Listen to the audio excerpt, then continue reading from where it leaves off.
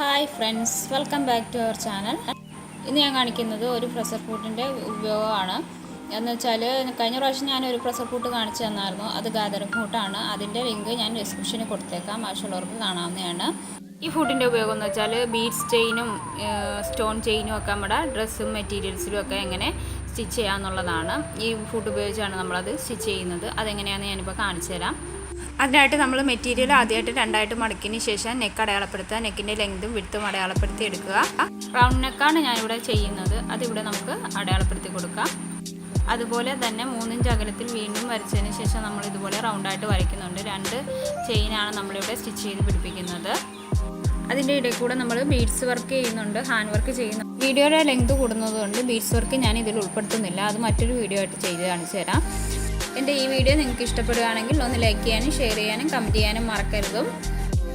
ആദ്യമായിട്ട് കാണുന്ന ആരെങ്കിലും ഉണ്ടെങ്കിൽ ഈ ചാനലൊന്ന് സബ്സ്ക്രൈബ് ചെയ്തേക്കുക. അടുത്തുള്ള ബെൽ ബട്ടൺ അമർത്തുകയാണെങ്കിൽ ഞാൻ ഇതുപോലെ ഇടുന്ന ഒരുപാട് വീഡിയോസ് നിങ്ങൾക്ക് കാണാവുന്നതാണ്.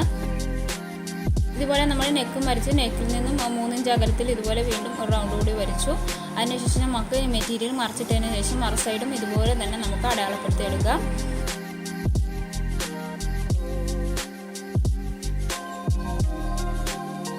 നമുക്ക് സ്റ്റിച്ച് ചെയ്യാം. അതിനു മുമ്പായിട്ട് നമുക്ക് ഈ ഫൂട്ട് മെഷീനിൽ ഫിറ്റ് ചെയ്യണം. അത് എങ്ങനെയാണെന്ന് ഞാനിപ്പോൾ കാണിച്ചു തരാം. ഇപ്പോൾ ഈ ഫൂട്ട് നമുക്ക് സിക്സാക് മെഷീന് മാത്രമേ യൂസ് ചെയ്യാൻ പറ്റത്തുള്ളൂ, നോർമൽ മെഷീന് യൂസ് ചെയ്യാൻ പറ്റത്തില്ല. ആദ്യം നമുക്ക് ഇതുമായിട്ടാണ് ഫൂട്ടിന് ജോയിൻ ചെയ്യേണ്ടത്. അത് എങ്ങനെയാണെന്ന് ഞാനിപ്പോൾ കാണിച്ചു തരാം. ഇതുപോലെ അമർത്തിയതിന് ശേഷം ഇതുപോലെ ഫൂട്ടിന് ഇത് നമുക്ക് ഈ ഭാഗത്തേക്ക് കയറ്റി വയ്ക്കുകയാണ് ചെയ്യുന്നത്. ഇതുപോലെ നമുക്ക് ഇതുപോലെ കയറ്റി വയ്ക്കാം. ഇതുപോലെ വെച്ച് ഫിറ്റ് ചെയ്തെടുക്കാം. അത്രയേ ഉള്ളൂ. ഇനി അത് നമുക്ക് മെഷീനിൽ ഫിറ്റ് ചെയ്യാം. മെഷീനിൽ ഇതുപോലെ പിടിപ്പിച്ചതിന് ശേഷം നമുക്ക് സ്ക്രൂ വെച്ച് ടൈറ്റ് ചെയ്തെടുക്കാം. ഏത് ഫൂട്ട് ഫിറ്റ് ചെയ്യുമ്പോഴും നമ്മൾ പ്രഷർ പൊക്കി വെച്ചിട്ട് വേണം ഫിറ്റ് ചെയ്യാനായിട്ട്. നമുക്കിത് സ്ക്രൂ ഉപയോഗിച്ച് ടൈറ്റ് ചെയ്തെടുക്കാം. ഇതുപോലെ സ്ക്രൂ ഇതിൻ്റെ ഉള്ളിൽ കൂടെ കയറ്റിയിട്ട് നമുക്ക് ഫിറ്റ് ചെയ്തെടുക്കാം. അതിനുശേഷം സ്ക്രൂ ഡ്രൈവർ ഉപയോഗിച്ച് നന്നായിട്ട് ടൈറ്റ് ചെയ്യുക.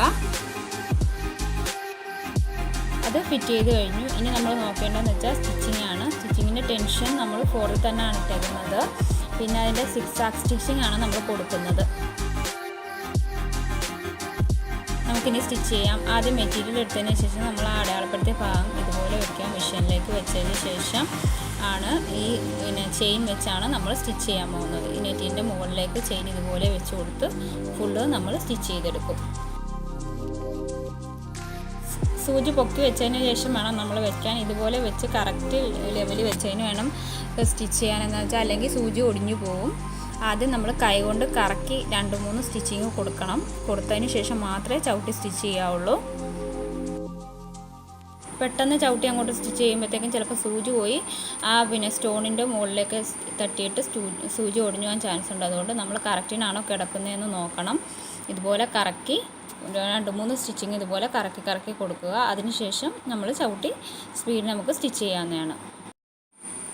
അതിനുശേഷം നമുക്കിതുപോലെ സ്പീഡിന് തന്നെ നമുക്ക് സ്റ്റിച്ച് ചെയ്യാം. വളരെ എളുപ്പത്തിൽ തന്നെ സ്റ്റിച്ച് ചെയ്തെടുക്കാൻ പറ്റും. നമ്മൾ കറക്റ്റിനാണ് വെച്ചിരിക്കുന്നതെങ്കിൽ ഒരു കാരണവശാലും ഒരു ബുദ്ധിമുട്ടും ഉണ്ടാവുകയില്ല. കറക്റ്റായിട്ട് വെച്ച് കൊടുക്കുക. അത് മാത്രം നമ്മളൊന്ന് നോക്കിയാൽ മതി. ബാക്കി നമുക്ക് സ്പീഡിന് സ്റ്റിച്ച് ചെയ്ത് വരാം. ഇത് സ്റ്റിച്ച് ചെയ്ത് കഴിയുമ്പോഴത്തേക്കും നല്ല പെർഫെക്റ്റായിട്ടിരിക്കും. നമ്മൾ കൈകൊണ്ട് തുന്നുന്ന പോലെ ഒന്നും വരത്തില്ല.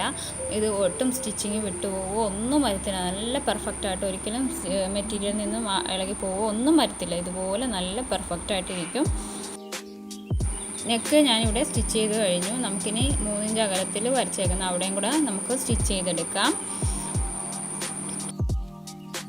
അത് നമുക്കിതുപോലെ സ്റ്റിച്ച് ചെയ്തെടുക്കാം. എൻ്റെ ഈ വീഡിയോ എല്ലാവർക്കും ഉപകാരപ്രദമായെന്ന് വിശ്വസിക്കുന്നു. എല്ലാവരും സുഖമായിട്ടിരിക്കുന്നുവെന്ന് വിശ്വസിക്കുന്നു. എൻ്റെ ഈ വീഡിയോ കണ്ട എല്ലാവർക്കും താങ്ക് യു ഫോർ വാച്ചിങ്.